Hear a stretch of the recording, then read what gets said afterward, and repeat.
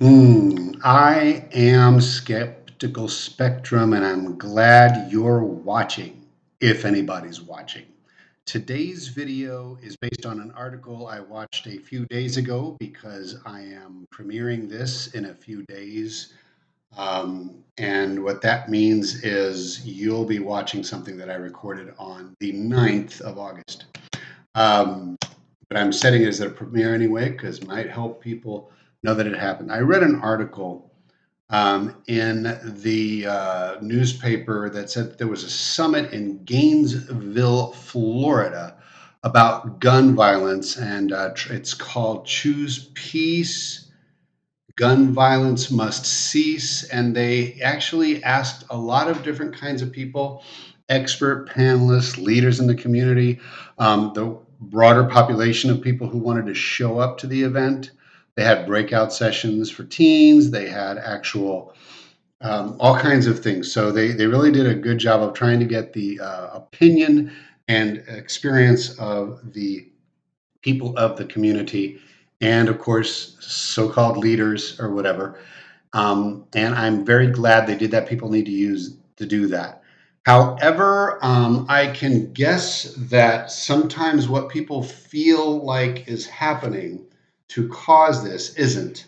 And a typical one that isn't, but people blame, came up in this one. So, gun violence, one of the biggest correlates is how many guns are out there available. Also, weak laws on who's allowed to have them. And I would say that people like to blame mental health issues, but that's considered kind of taboo. Although I believe, by the way, I'm Skeptical Spectrum. I'm not sure if I told you that. I am Skeptical Spectrum. That's twice now. Do I need to repeat it again? Okay. So there is such a thing as lethality in, as a mental health condition where people actually wind up in a place where they're a danger to themselves or someone else. And if they have a gun, sometimes that is the factor that adds to the probability that they'll continue. In fact, it's one of the biggest predictors of suicide, really. It was a big suicide predictor in men, but and that's increased, but it's actually becoming a bigger factor in women because women used to not have guns and hang out with them as much as they do now. So now women are catching up to men and dying by suicide, unfortunately.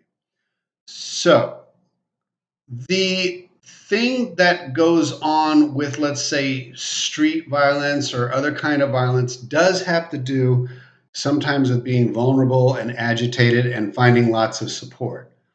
Gun culture may be a thing. It is a thing in militias and that kind of thing, but there are some very responsible gun owners out there.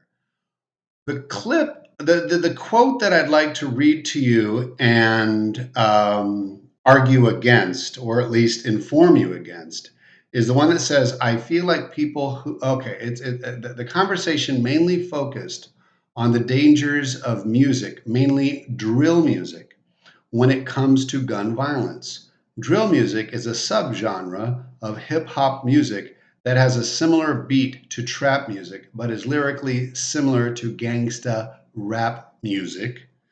And I'm reading that, all quoting from the newspaper article.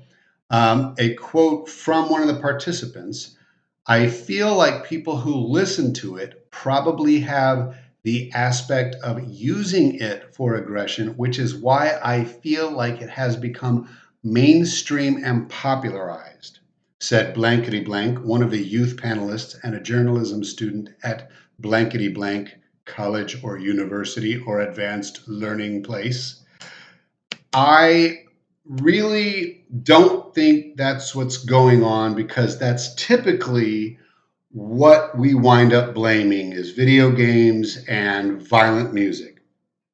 It seems just as likely that what happens when people are playing those violent video games or um, or the gangster rap music. With the video games, it seems like they are having fun.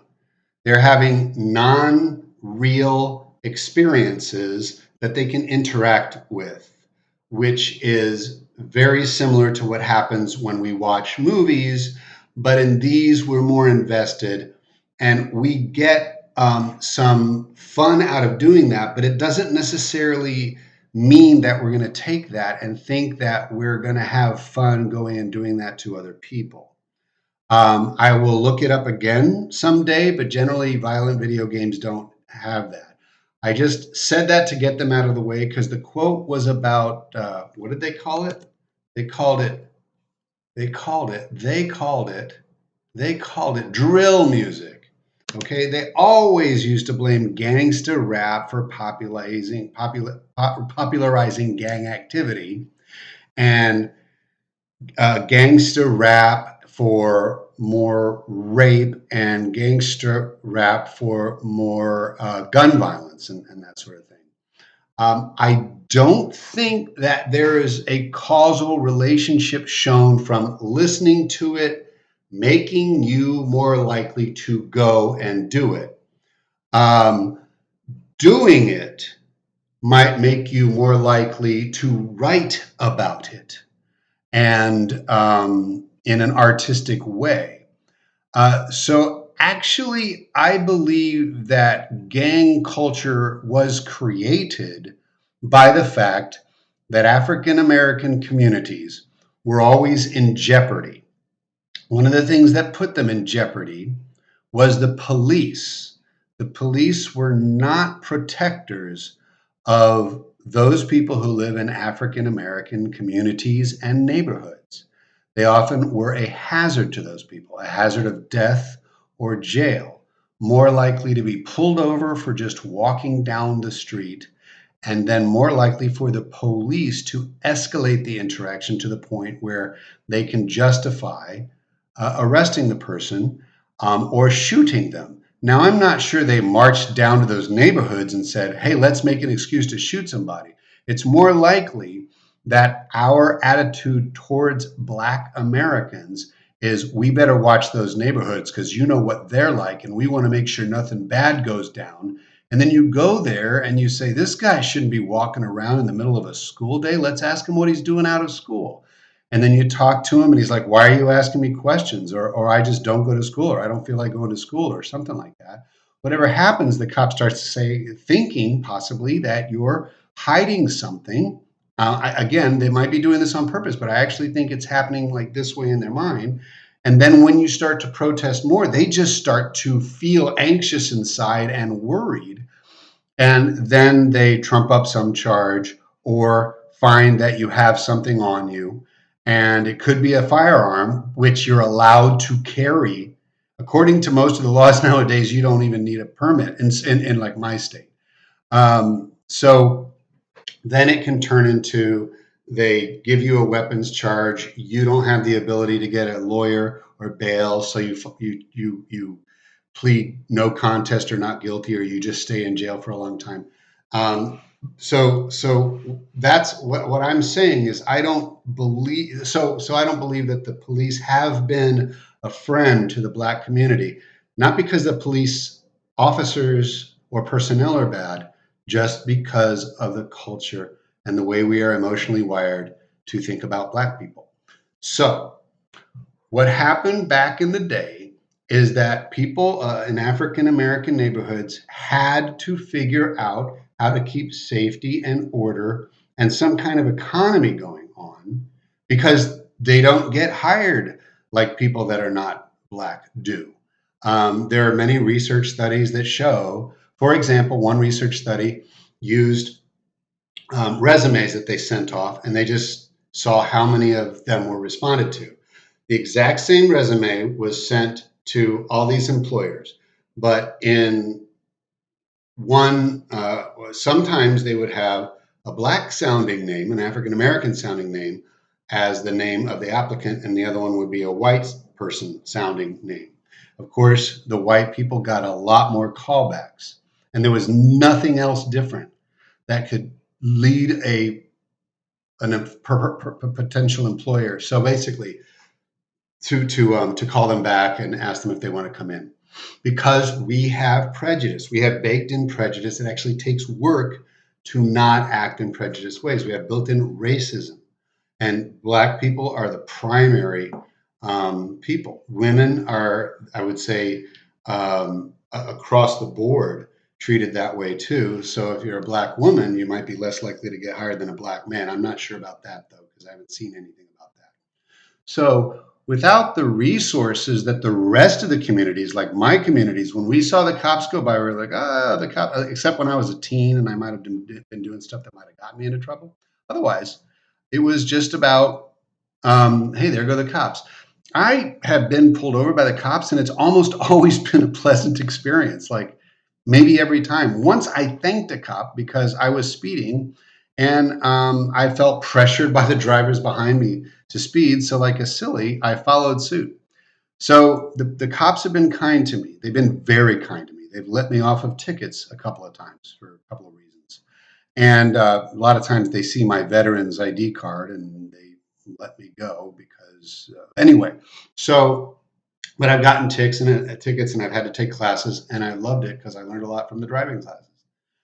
So, when you have to organize your own neighborhood security and organize your own neighborhood businesses, gangs are a smart way to go. That doesn't mean you're not going to get pushback, and that doesn't mean there's not going to be violence, because different organizations happen around neighborhood organization versus like city and county organization. You have neighborhood by neighborhood gangs who are responsible for keeping the safety of their community and keeping the money flowing into the community, because we do not put we rape African American communities of their economy. Okay, so that's what happens. Gang violence occurs seemingly out of necessity because there's a vacuum there of safety, security, and income. Uh, that's my explanation. And so, what happens when you have a hard life? That's what you put into your art. That's how come gangsta rap exists, because there are artists in every community. And if you're going to be a really good artist, you're going to write, paint, dance about what you know. And so it is not likely that drill music causes gun violence, but it's that gun violence causes drill music. And I would say it's a gift because it lets you be informed about what it's like living in those communities and having to do what you need just to get by. If you listen to a country song and you hear them talking about working hard and sometimes having to, enforce the values in any way you can, and if you don't like that, we don't give a damn kind of thing. I forgot who sang that, probably Hank Williams Jr. The point is, if you can understand that about various communities and various attitudes, that people live their lives and they put them into song, then you can understand that it's not likely that drill music creates gun violence and gangster violence. It's that drill music is an outcrop of the culture. And we don't blame people for having militaries, and we sing songs lauding the military. So we should not have any problem with drill music or gangsta rap, except that it's not the best tool to necessarily. I mean, it's not like a science driven tool to stop it all from happening. It's just a great way to not go do that other bad thing you might do. Um, I would say that us being able to hear what people's impression, what people's experiences in their life living in places where there are gangs is a gift to all of us. And it's a way to get it off your chest. And maybe that sublimates some of the violence and actually decreases it or prevents a lot of the violence. Thank you very much. I'm brilliant, and I'm also called Skeptical Spectrum.